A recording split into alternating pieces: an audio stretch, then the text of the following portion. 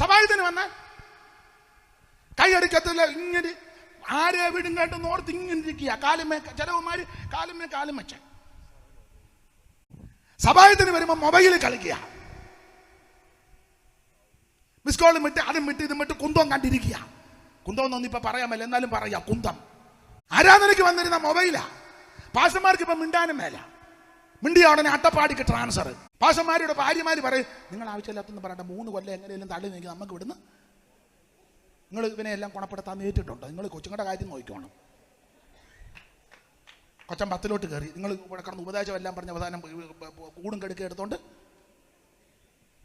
ഞാൻ ചുമ്മാതൊന്നും പറയല്ല, ഞാൻ എന്തിനും തർക്കമുണ്ടോ?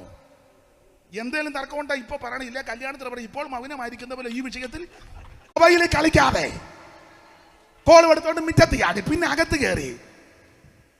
നിന്റെ വീടാന്നോ സഭാകോള്?